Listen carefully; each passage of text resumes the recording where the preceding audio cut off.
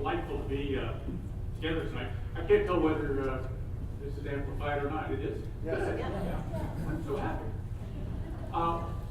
What we're going to practice tonight is called the three practices. And we'll practice that here in this circle while the rest of us watch them on like a fishbowl. And then there will be an opportunity for you to talk about some things around your table as we go. What we're doing here is more like a game than almost anything else. It's not a competition. There aren't winners and losers per se. We're not even going for agreement in particular, which we found is highly overrated, especially among parents. What we are going for is understanding. To understand what the other person thinks and feels and believes, and how she came to those beliefs, how she came to those understandings, how those behaviors have shaped her life. So that's the process that goes on in here. It's not a debate. It's not a time for speechifying. In fact, we have, in the spirit of the game, we have a referee, which will be played tonight by Jim Henderson, who will be along in just a moment. Jim's job will be to blow the whistle when somebody commits a foul. A foul would be eye rolling. It would be saying out loud, "Oh my God, I can't believe he said that." Now, I promise you, everybody in the room will do those things inside. We will all roll our eyes at certain points. We will all form the words on our lips, but we won't let them out. That's part of the game. It's part of the way we play this. As we undertake the framing question for tonight, somebody in this circle will volunteer to do it first, and he or she will take 2 minutes. We used to offer 3 minutes, but most people can't really fill 3 minutes if they're not interrupted or if they're not worried about being interrupted. So that person will take 2 minutes to give a heartfelt or head-first opinion or feeling or attitude about the subject at hand. At the end of that time, everybody else in the circle will have about 20 seconds to frame a clarifying question. Now, for the sake of our learning environment tonight, there are many ways to do this, I suppose, but for our purposes tonight, a framing question must begin with the words, "I would be curious to know." Could you say that out loud? I'd be curious to know. I'd be curious to know how you came to that opinion. I'd be curious to know when this became personal for you. I'd be curious to know how this has worked out in your family or in your neighborhood. Anything that starts with those words. And we'll all help each other. Sometimes framing the clarifying question is the very hardest part of this game because we are used to arguing with each other, or really arguing with who we think we're talking to. So a lot of times people begin to speechify, and about 20 seconds into the process, we all begin to realize he doesn't really have a question or hasn't found it yet. And the referee will help you with that. Is there a question? And sometimes the answer is, there's really not a question. I really have 2 minutes worth of stuff that I'd like to say. So maybe that person gets to go next, right? The guarantee here is that nobody gets steamrolled, everybody gets heard. And it's the referee's job to make sure that that happens. Does that make sense? So for 30 years, Jim Henderson, who thinks of himself as sort of a spiritual anthropologist, looking at the spirit of the age, trying to understand what people do and why they do it, he has been trying to understand how is it that people who really disagree with each other can still get along, because we meet people who do that, right? We know of people who are best friends with their ideological opponent, but they can almost never tell us why. I just trust him. Well, how did that happen? I don't know. It just did. We have been working in parallel, Jim and I, over the years to find some threads for all of that. And we have sort of reverse engineered the things that we've seen and heard and experienced. They come into 3 practices. First practice is it will be unusually interested in the other person. That means I'll listen to you. I'll keep saying, I'd be curious to know until you can't tell me anymore. And that almost never happens, right? I'll be unusually interested in the other person. The second practice is I'll stay in the room with difference. I'll stay in the room with difference. That means that when you find out that I voted for the wrong person, and I almost certainly did for at least 30, 40, 70% of the people in this room, that doesn't mean we have to break up. we can still be in connection with each other, especially if curiosity marks the outlines of our relationship and runs into the heart of it. I'll stay in the room with difference. I'll keep listening. And thirdly, I'll stop comparing my best with your worst. That means no gotchas. That means no whataboutisms. That means addressing what a person is saying and not trying to guess what she's not saying. If we think there's something she's not saying, then we get to say, I'd be curious to know what else you're thinking about this that maybe hasn't come up yet. Right? So those are the three practices that we have found pop up all over the globe in relationships between people who have decided to get along because they have to. Because they can't do anything else, because they love each other, because they're neighbors, because they take seriously what it is to live in community. We're usually interested in the other. I'll stay in the room with difference. I'll stop comparing my best with your worst. As we go around the circle, we'll ask that series of questions to the first person who gave her 2 minutes. And when we sort of run out of steam on that, or we get so granular that there are only 2 people in the circle who really care, then Jim might say, you guys go have coffee. We'll just move on with the next person for 2 minutes. If Jim says the words, thank you, what he really means is, please stop talking. And he will be holding up a timer, right, that says it's counting down from 2 minutes to help us with that process. And if somebody doesn't take the hint with the timer, he may just say, thank you. Or if somebody's adding a second or third question after they've already really asked their first question, you may say, thank you. Does that make sense? Yes, it does. Trust me. The last thing that we ought to say here is that both in this circle, and so you know, there are a few people who already know that they're going to be in this circle, but there may be some others who don't know and who will decide in the next few minutes. Nobody has to say anything. And around your table, when we ask you to respond to what you've been hearing, what you're thinking about it, you have to respond. You can easily say, I'm still thinking, or however you want to phrase it. Where we're going tonight has to do with something that has been blowing up the air among us. It has to do with whether or not it's our responsibility as a community in South and Holmes County to accommodate affordable housing for existing citizens and future citizens. And there are people in the room who have strong opinions about that. And we're going to talk about that. So having said all of that, and probably left out several things, let me introduce you Jim Henderson, our referee for the evening. So, thank you very much. I feel like I needed a band or something to kind of like bring me out, so it's done properly, but we'll just live with the silence right now.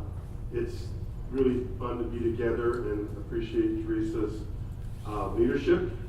I don't know if you can appreciate that she's in the business what we call a maven. She collects relationships, and so this is evidence of that, and it's a phenomenon that's going on in communities where sort of power is relocating at different levels, and there's people like Teresa in a number of communities around the United States that can actually convene a group, and the online technology helps and also hinders, but it's what's made this possible. But I have the saying, FaceTime trumps Facebook every time, right?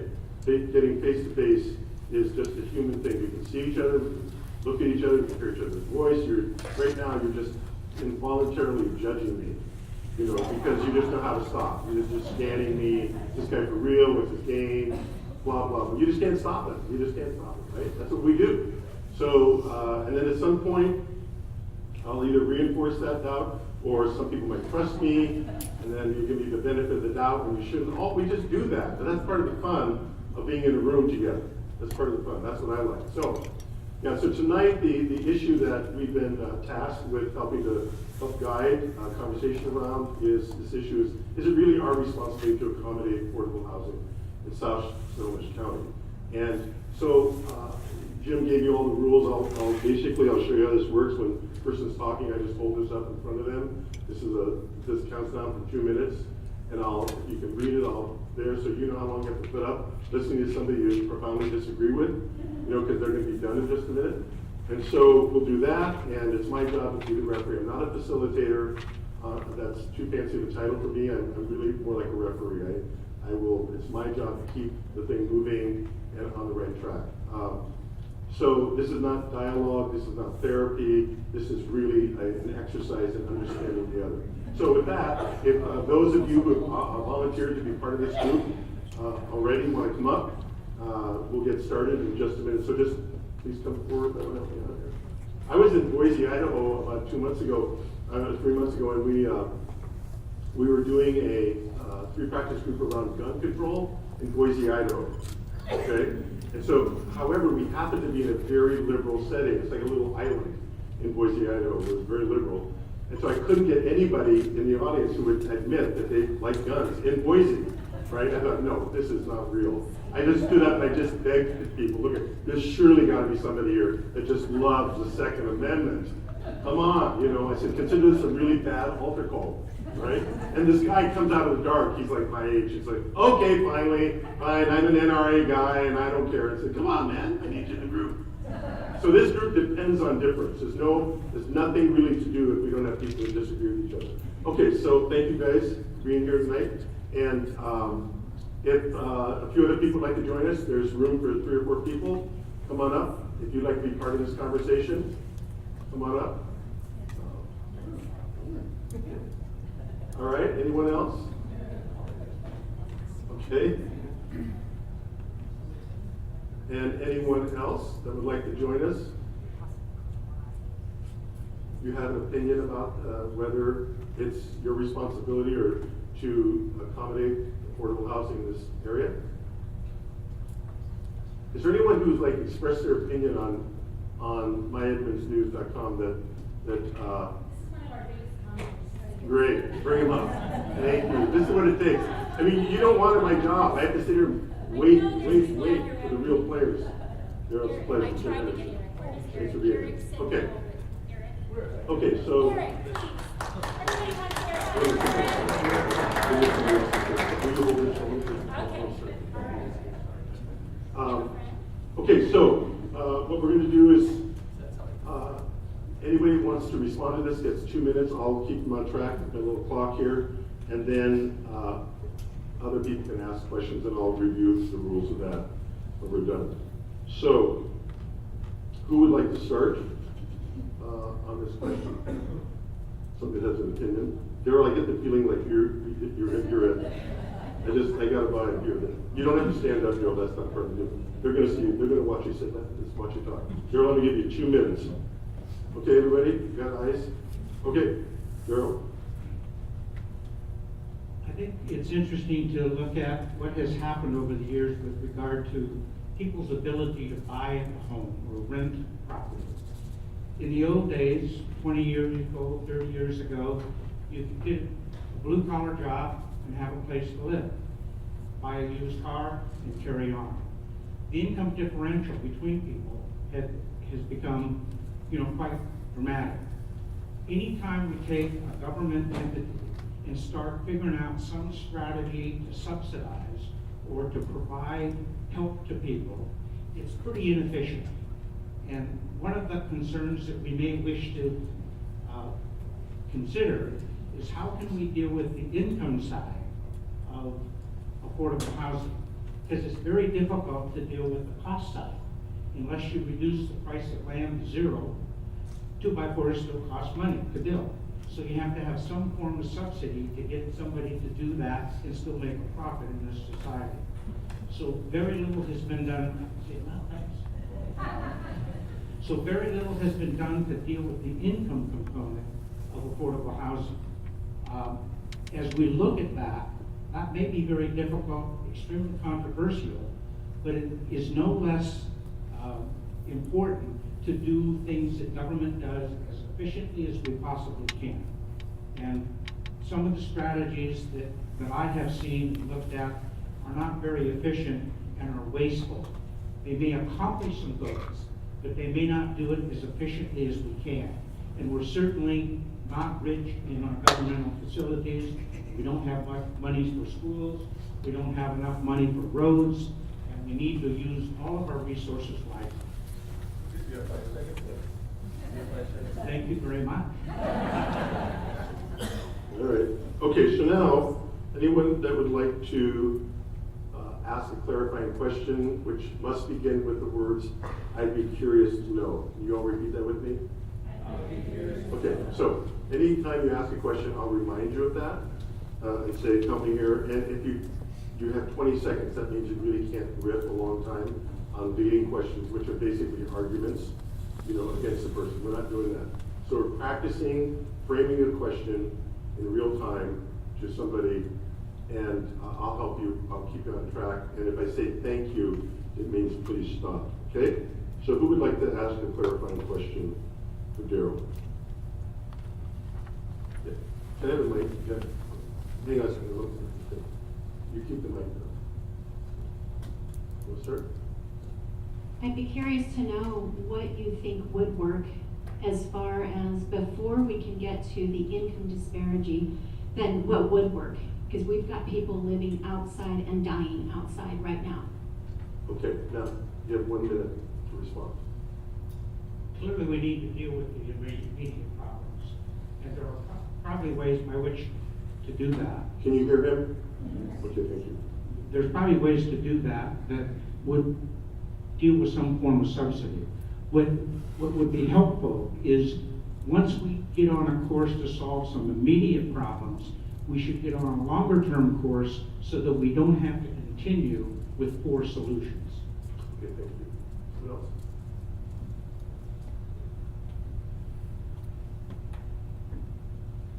I would be curious to know Speak up. I would be curious to know if there are any other government programs that have been, in your opinion, inefficient and you would like to bring light to. Everybody understand that question? Okay, so would you say it again more forcefully? I would be curious to know if there are any other government programs that, in your opinion, are inefficient and that you would like to bring light to. You got it now? Okay, we'll do a better job of speaking up. So, please hold the mics in there. In general, whenever we deal with things like grants and monetary grants to cities to perform certain kinds of functions, we always have some funny little conditions to accomplish that. I could give you some details about the city of Edmonds and some of the grants that they get. I'm glad we get it. I'm glad we do it. But it's not the most efficient way for us to build that crosswalk or to do whatever it is the grant money is intending to do. Because it takes resources to decide whether to give the grant, it takes resources to ask for the grant, and it's kind of an inefficient distribution of revenue. Okay, thank you. What else? Speak up, please, don't be shy. You gotta hear you back there. I would be curious to know. That was really good. That's the best. I'd be curious so far. Yeah. I would be curious to know what your opinion is on what created, number one, the income disparity that we're experiencing, including why 1% of. Okay, so before I just want to take a time out here. So one of the challenges of giving a question to someone is you kind of have to stick with one point. You can't start, you're okay, you're in your time zone, but the problem is when we give a person, when we say, I'd be curious to know, they're preparing for a gift to arrive, right? They're preparing for something to arrive, not even a veiled argument at all. So let's try one more time. Well, good, please. I would be curious to know what created the income disparity that's creating the affordable housing shortage today. Awesome question. Very good. Income disparity is an issue unto itself. Part of the reason people don't make more money is they didn't adequately get trained to make more money. They weren't migrated into new job functions. They weren't given the insights that the job market is changing, so I need to get this set of education and in order to then perform at a higher level. And the world kind of passes them by. They're laid off and their companies didn't do anything other than give them a little bit of severance pay to be retrained. Because the whole economy is changing. It's drastically changed. And thank you. Good. Someone else, yeah. Keep Dan the mic over there. I want him to keep a mic for that mic with him. Okay. Thanks. Speak up, please. I would be curious to know, I appreciate the fact that you are speaking about people could be trained. I'm curious to know what you think about somebody whose profession is a teacher. And there's kind of a limit as to how far teachers are predominantly, Okay, very good. So, great, very good. I'd be curious to know what you think about teachers as related. Thank you. Curious to know about teachers? So you commented that people maybe don't get trained to keep rising up higher and attain, get more salaries.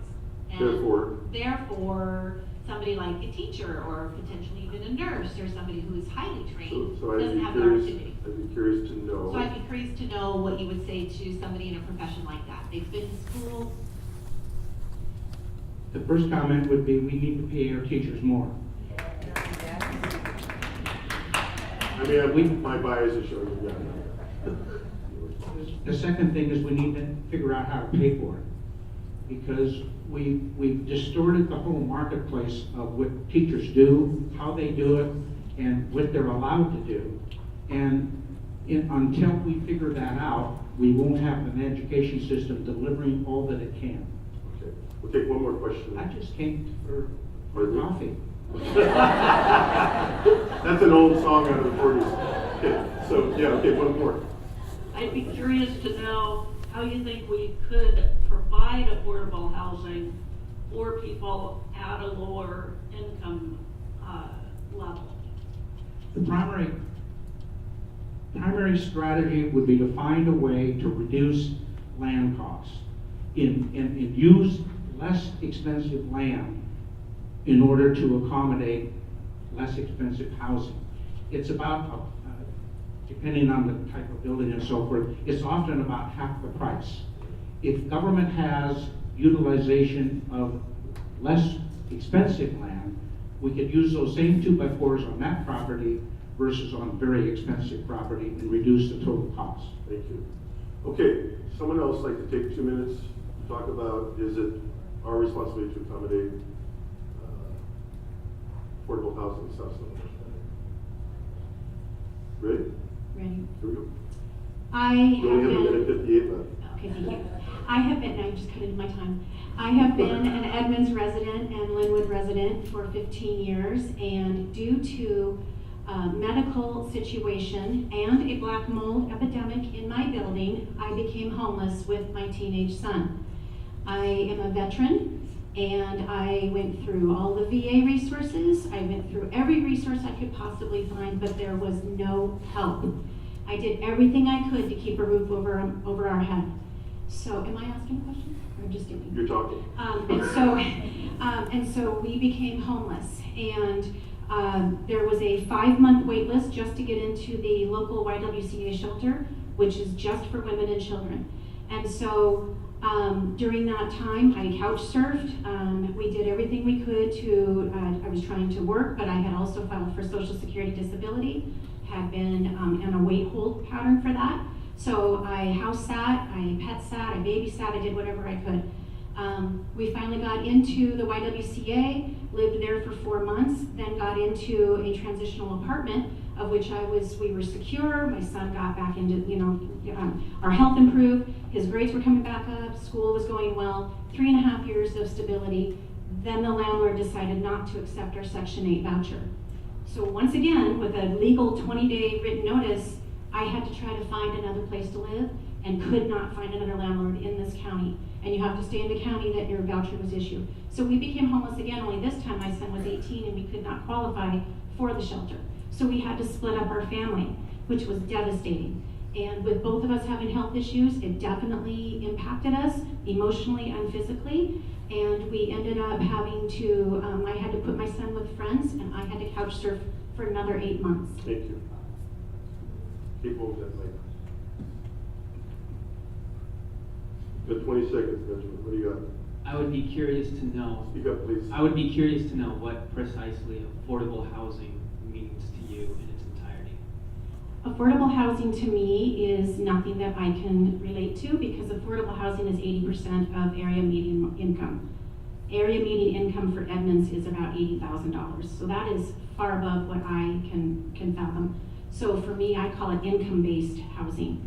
And I would think that we need to have a variety of ranges of housing prices. And may I also add that in the year 2020, it's predicted that 50% of the population in this country will be the age of 50 and older, which they're calling a silver tsunami.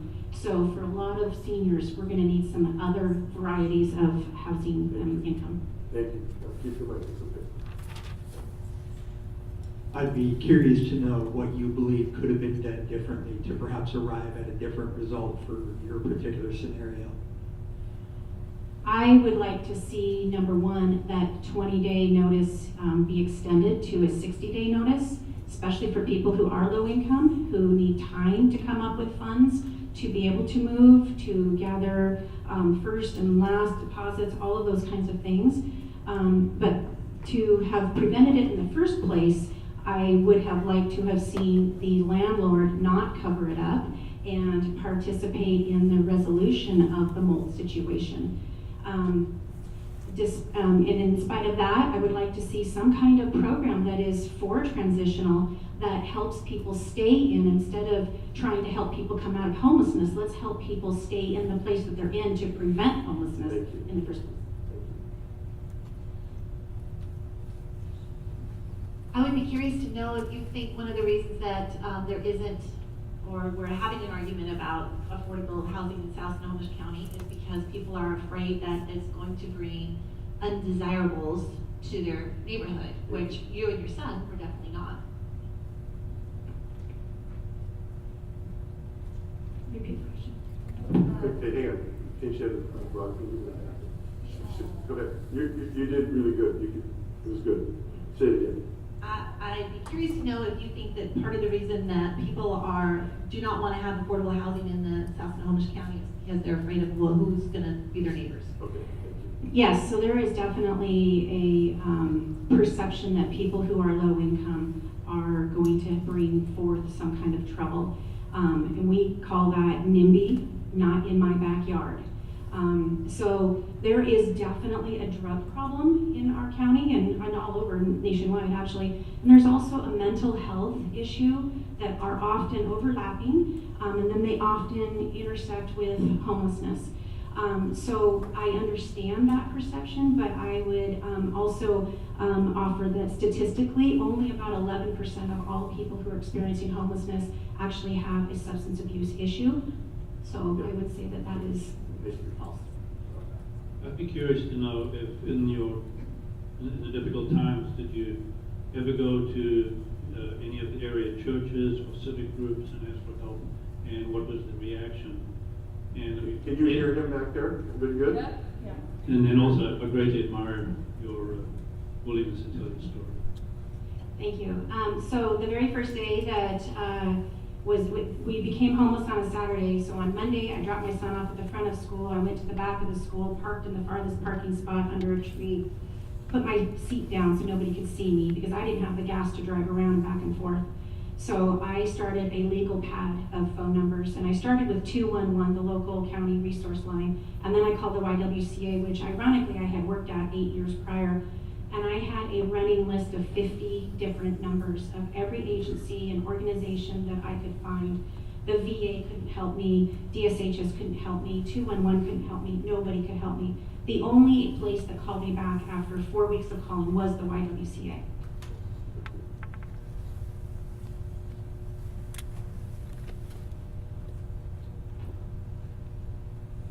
I'd be curious to know that, given the circumstances that you were in, what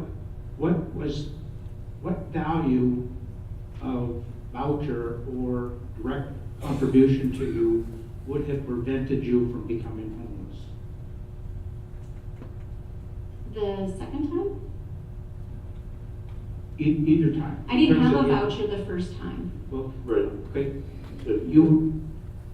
I'd be curious to know, is there an economic level, a number that if I handed you that check would have prevented you from being homeless? What would that number have been?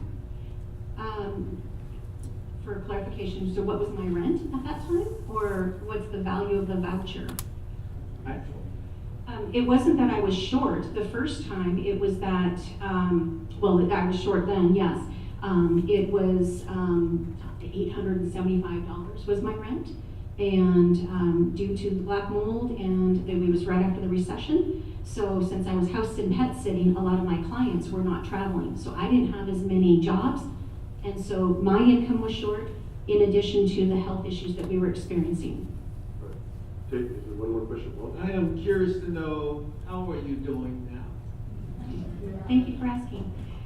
Now I live just around the corner. I'm in a 1-bedroom apartment. Sadly, I could not get a 2-bedroom apartment with my voucher. There was nothing available. So my son and I had to stay separate. So I am doing well, and he is renting a room from a family that we had met when we were in our second apartment, and he is doing well. So thank you. I'd be curious to know where you found the courage to express yourself with such dignity about topics that most of us would feel awkward talking about in public. Probably right after this, I'll go in my car and cry. Okay, It's that important, that's why. Thank you very much. Someone take 2 minutes to tell us, respond to this question. Wally? You have 2 minutes. You have the mic. Excuse me.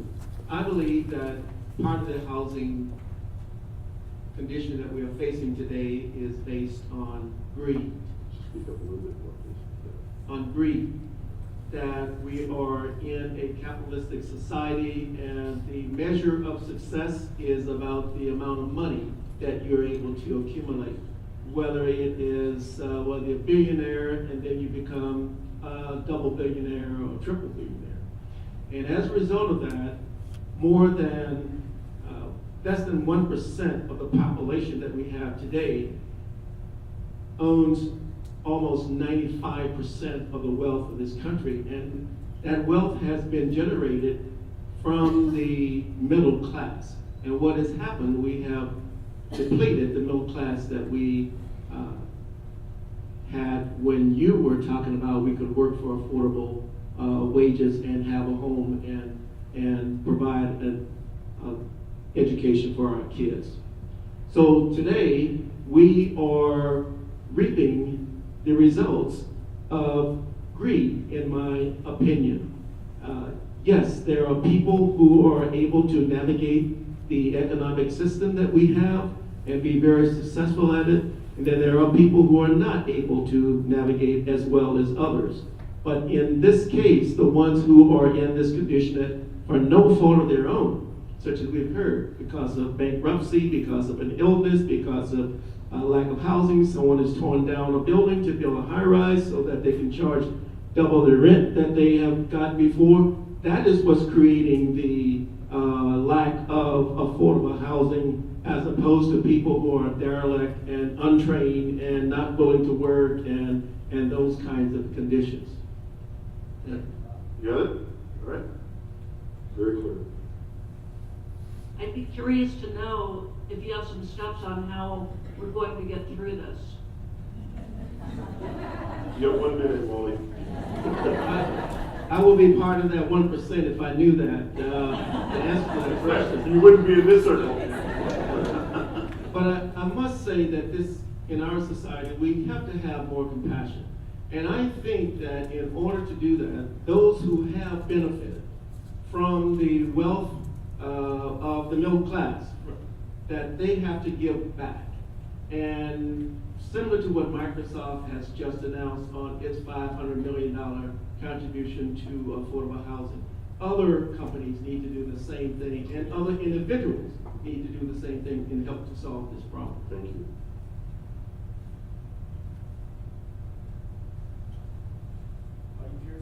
Yeah, they're curious. They're just trying to get the question. This is the hard part, is framing a question in response to Wally in 20 seconds. This is the start.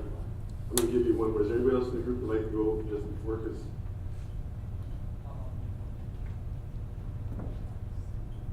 Then we're going to go to the audience. Yeah, go ahead.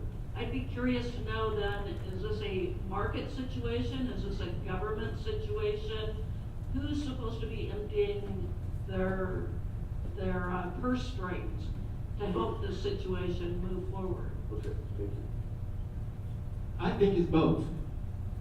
But I also think that the government is basically controlled by the 1% that I talked about earlier. They're the ones that have the power of the lobbyists. They're the ones that make the rules. They're the ones who can control how government operates, and they also control their wealth and the wealth of others who are with them. Therefore, I think both is important to have in the solution. Okay, someone else? Yeah. Speak up.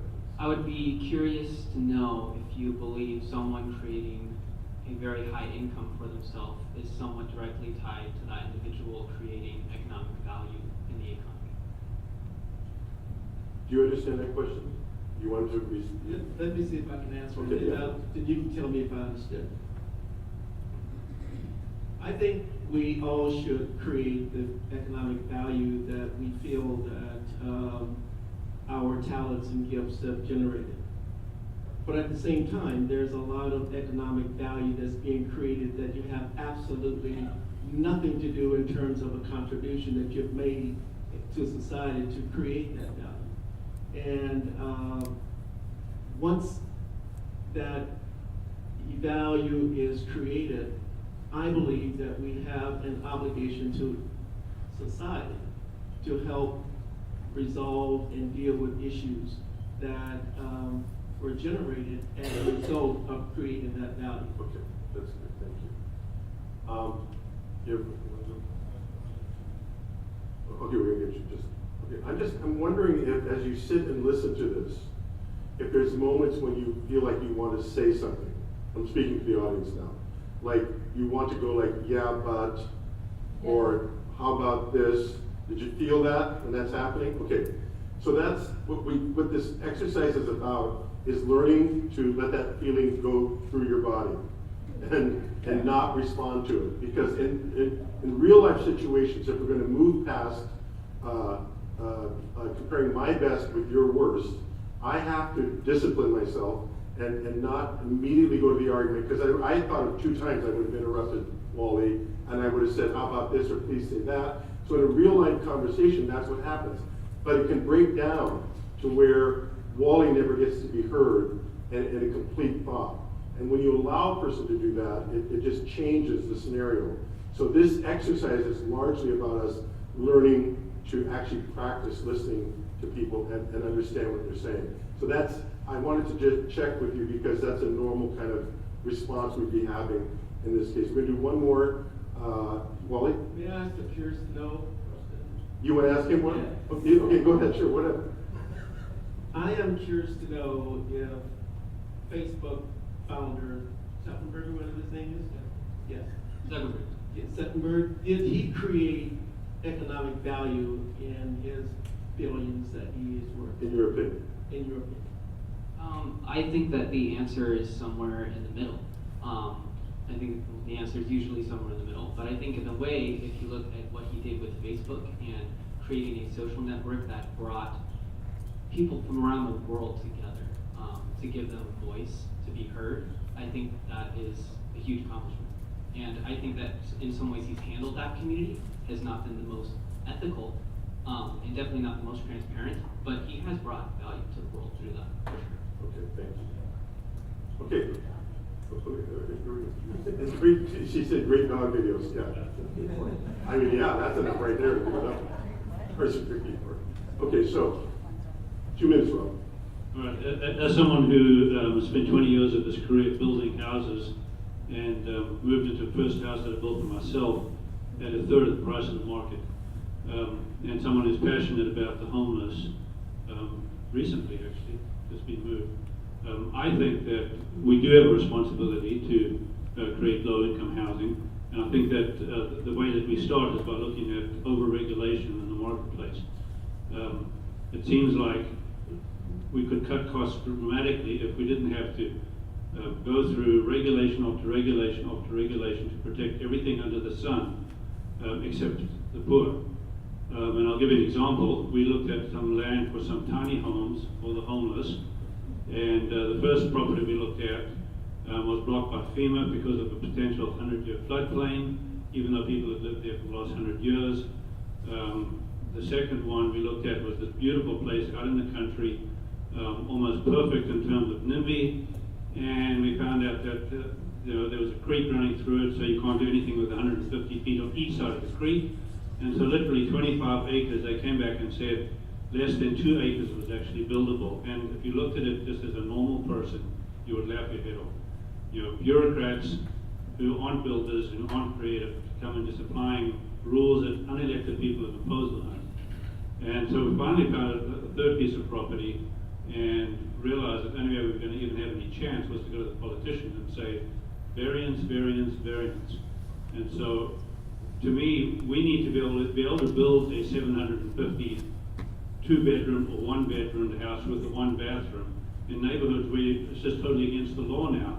Why? Just because conservative and liberal city councils have made these silly rules. And so I think that government needs to deregulate what land and what buildable land is available. They need to deregulate the rules. Thank you.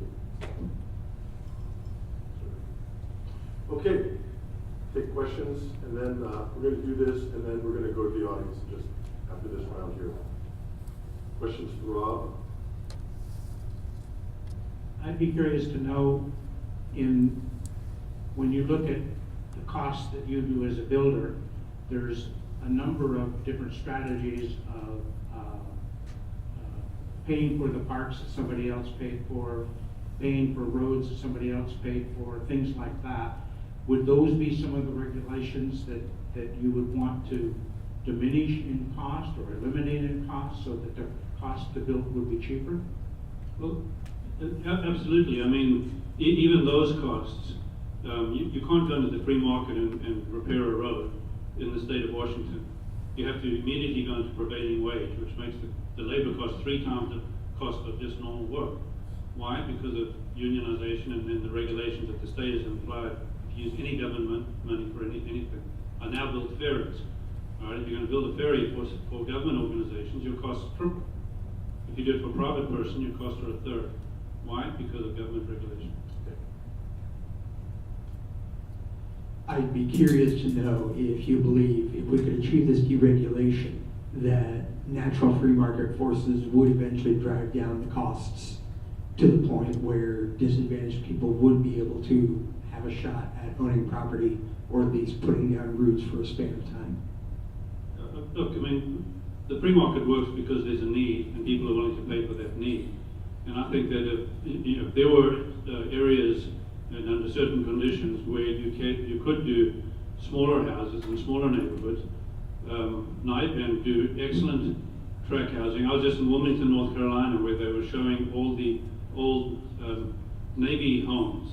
And there were probably 600 to 700 square foot homes. People still live in them, right? Not one of them would be able to be built nowadays, right? But you've got, working poor, paying, buying and paying rent in a dignified way, right?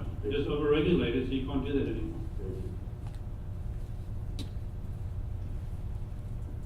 Hang on, sorry. I'd be curious to know what it was that changed your heart about the homeless coming from the development side. I'm so glad you asked that question, because I thought we were coming to speak about homelessness, even though we are indirectly. It was around a fire, smoking a cigar 6 months ago, when somebody talked about a community in Texas where the premise on that community was that the most broken part of the chronically homeless was a catastrophic loss of family. And that turned a light on in my heart, because I've always felt helpless. So I'll look, I might give, and I'll try and look them in the eye, but I feel like I can't do anything else, kind of like the priest and the scribe in the parable of the man beat up the Samaritan. I would walk by, but not out of lack of care, just helplessness. I didn't know what to do. That changed my perspective, because I can create community, and I'm determined to. Thank you.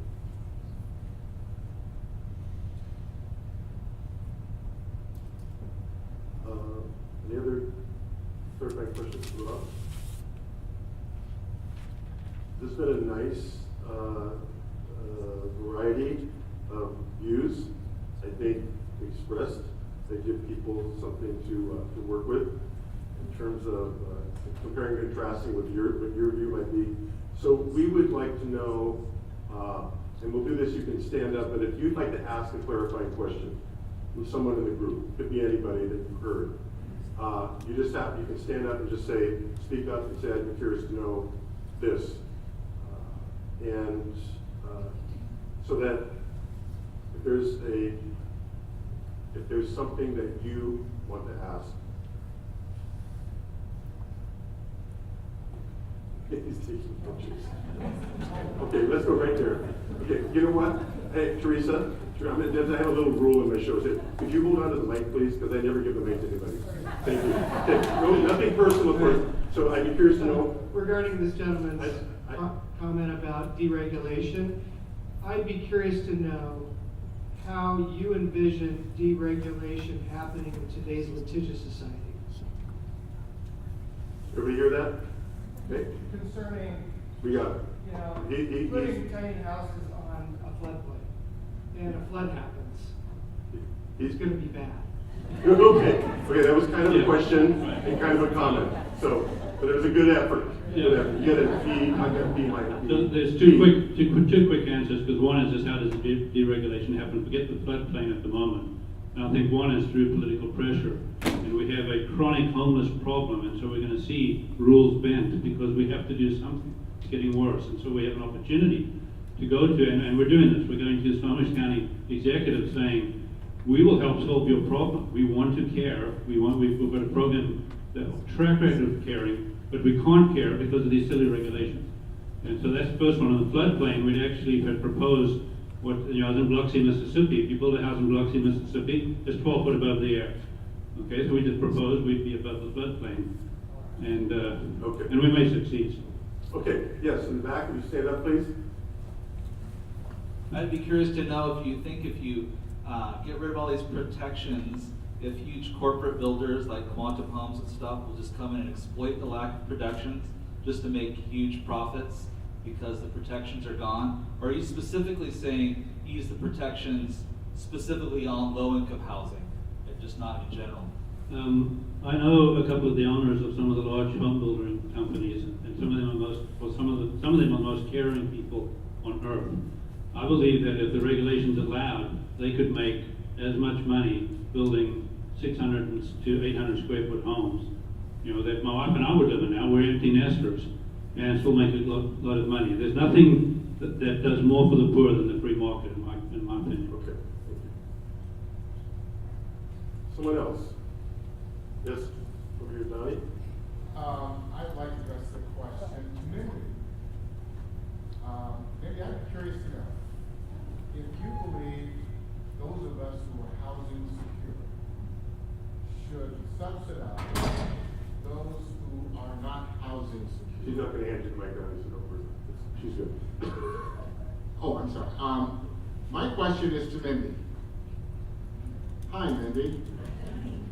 I'd be curious to know if you believe that those of us who are housing secure should subsidize those who are housing insecure, and why or why not that might be your opinion. Okay, thanks.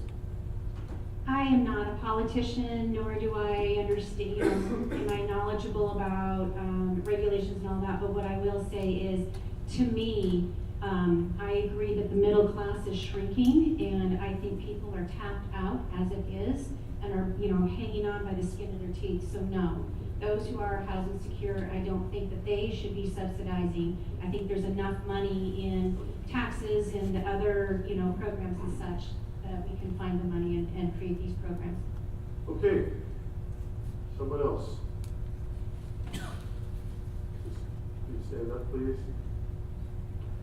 My question is for Mindy. I'd be curious to know what was the most helpful thing to you in your time of distress.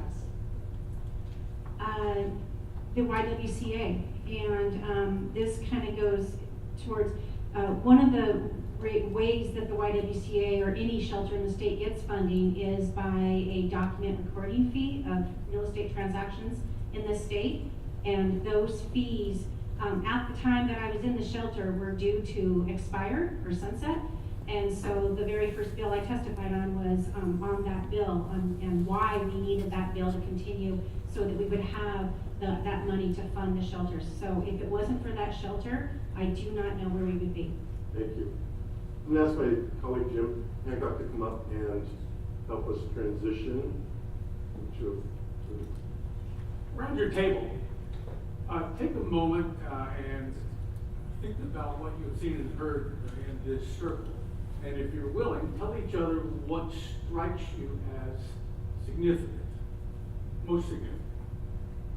And it'll take more than about a minute to do that. Let's just buzz around the tables, and in a few minutes we will hear from each other and see if we see any patterns in them.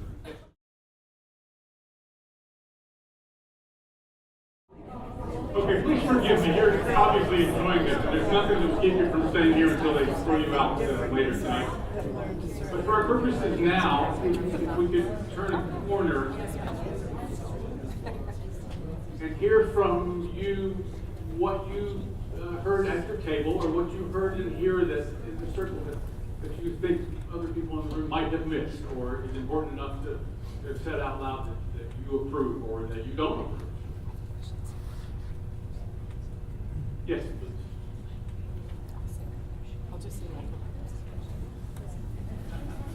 One of the things that struck me was that the dynamic you create in this conversation is built to specifically not have someone walk away winning. That's not the point of the conversation. And so as soon as you take that off the table, you allow a conversation that doesn't have a confrontation as confrontational of a frame. You think that's a feature or a bug? Yes. Exactly. Yeah. He thinks it's both a feature and a bug, and so do I. I've been in many of these groups, and sometimes I get frustrated because I wanted us to solve it. And I wanted us to solve it my way. Back there in the back.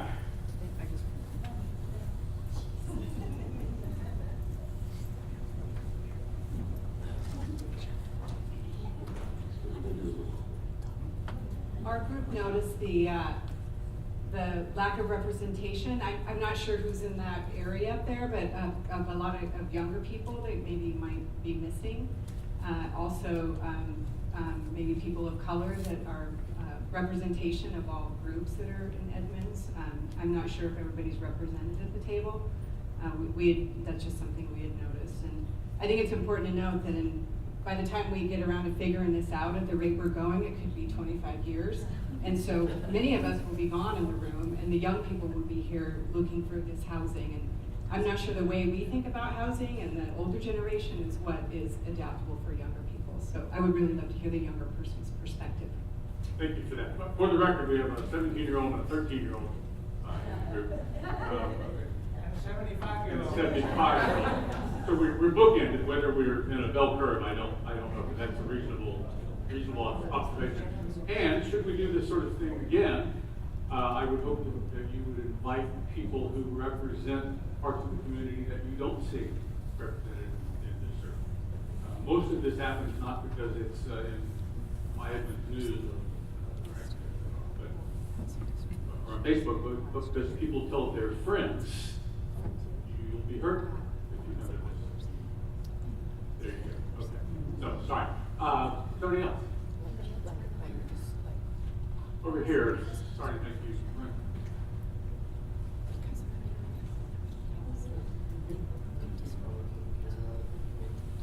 No, I think you got it. I'd like to do what Jason Well,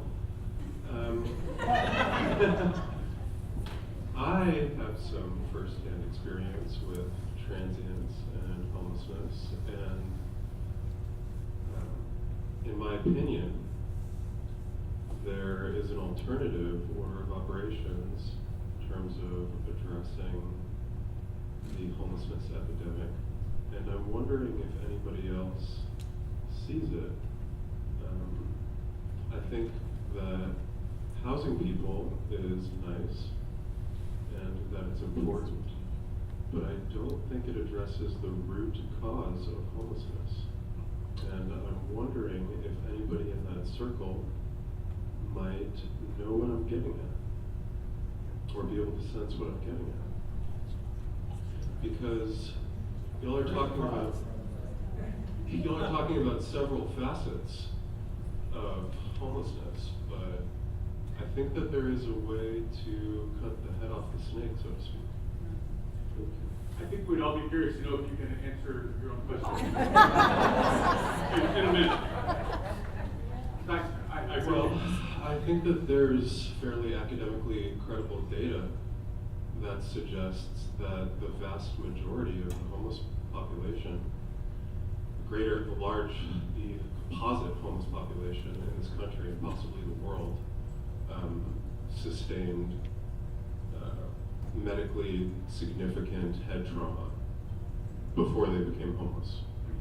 And as a veteran, you may or may not have friends or people from your past that have struggled, that have nobody can experience your difficulties. Nobody knows what it's like to go through what you went through.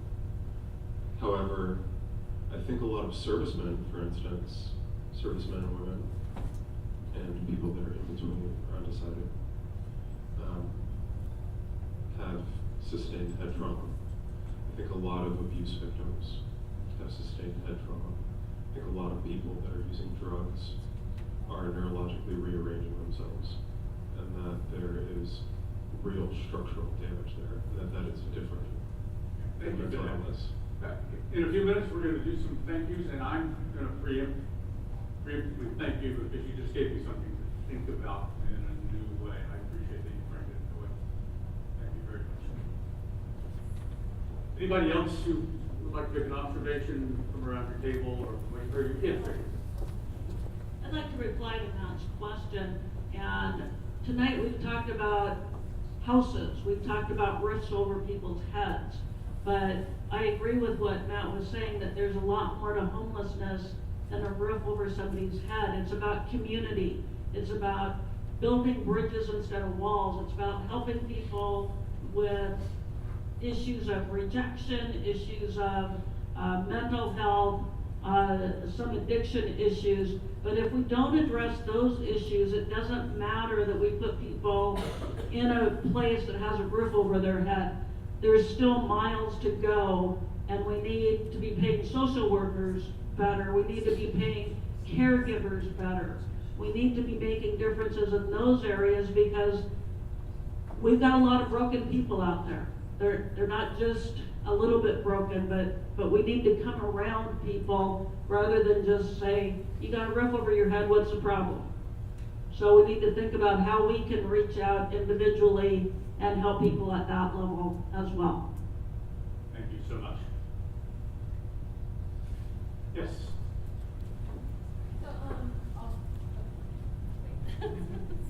So I just wanted to say that I think what I had, my experience in watching and witnessing what happened up here is that I could hear.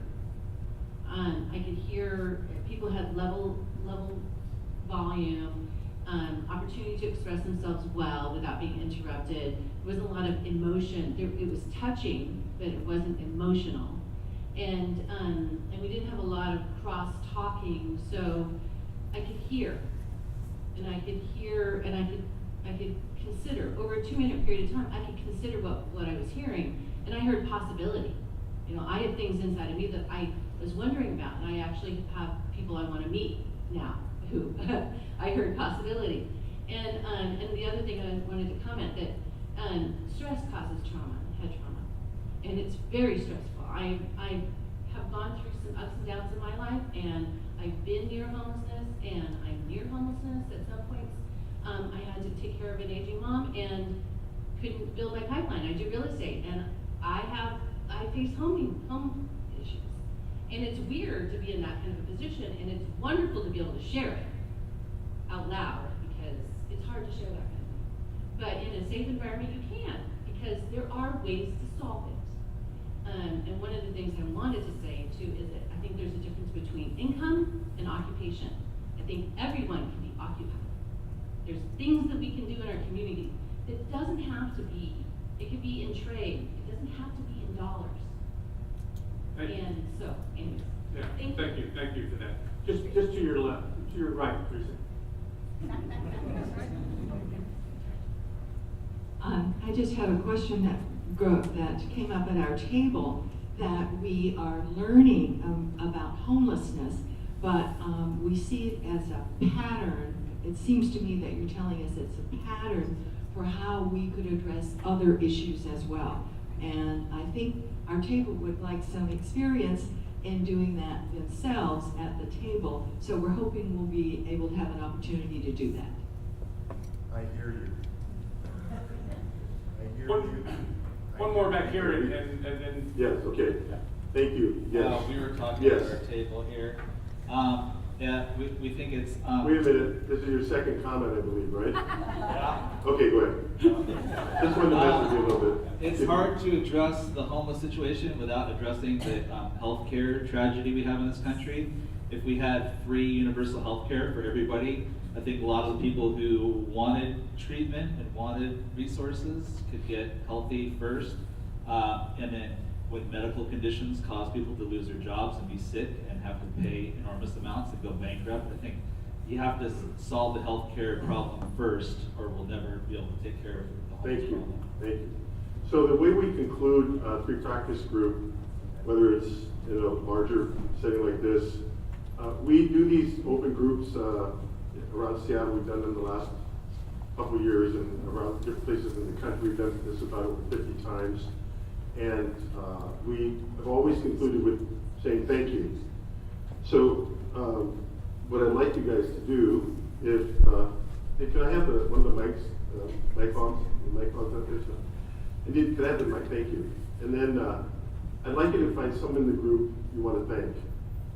You can thank them for because they agreed with you or disagreed with you or you learned something.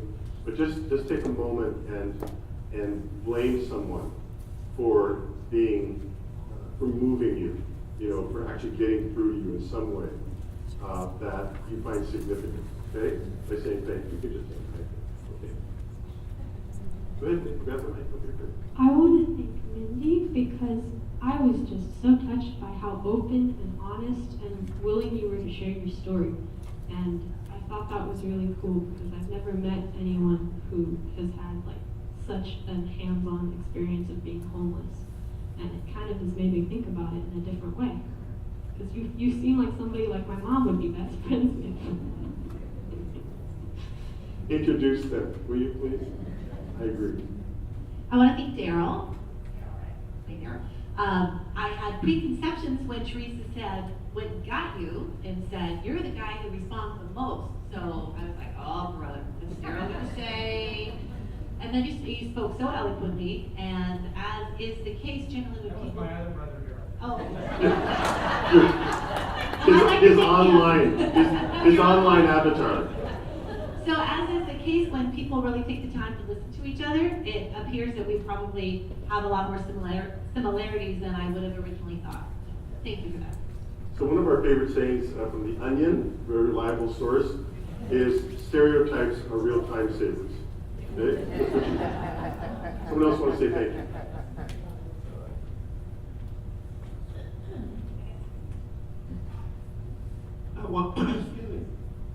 I want to say thank you to Bob. Is it Rob? Rob. To Rob, because he brought a perspective from a builder's standpoint that I had not considered as a contributor to homelessness, in that you cannot build more affordable houses because of some regulations that drive up the cost of building. And I also want, can I keep going? Roll on. Thank you, you can just keep going, yeah. I got the mic, right? Yeah, you got it. Yeah. I also want to say thank you to Mindy, because her honesty gives us all something to think about as we prejudge and judge people that we see on the street who are in fact homeless. We assume that they got there because they were smoking something, or they were shooting up something, or they were lazy and didn't go to work and don't want a job. and therefore they're in the position that they should be in. Whereas the root causes, as the gentleman in the back mentioned, that created those conditions to no fault of their own. He didn't send himself to Vietnam or wherever he got the injuries. They didn't go on Oxycontin because the doctor told them it wasn't addictive. And so these individuals that you see don't prejudge how they got there. And I appreciate your opinions on your situation. Thank you. Someone else? Let me shut up. No, it's okay. I wouldn't say it but that bluntly, but that is basically what I meant. I wouldn't say, it'd be kind of like, please bring it in for a landing. Of the 9 of us, 4 of us are sort of seasoned at this. And so I'm very thankful to the 5 where you came in here not knowing what you were about to experience and still willing to do it. And doing such a great job. So I'm just thankful that you guys participated. Anyone else? Yeah, I would really like to thank Mindy, because we could sit here and talk about, how to fix this issue or come at this issue all day. But you came with something that was personal for you and experience and really heart, really soul. We're talking policy and then you came in here with the story, and I feel like there's a conversation before you gave your piece, and then there's a conversation after you gave your piece, and you shifted the whole thing to be addressing this personal, complex problem, and really brought the conversation down to earth. And I just want to thank you Mindy, for that. Anyone in the audience that would like to just stand up and say thank you to anyone that you at your table, or thank you to anyone in the group?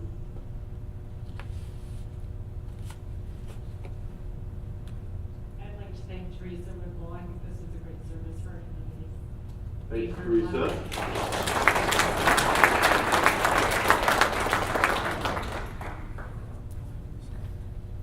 Yeah, you rolled the dice on this one. Way to go. Anyone else? We'd like to thank you for letting us be here. And Teresa, you get the final word here. We're going to have this one. Okay. All right, thank you.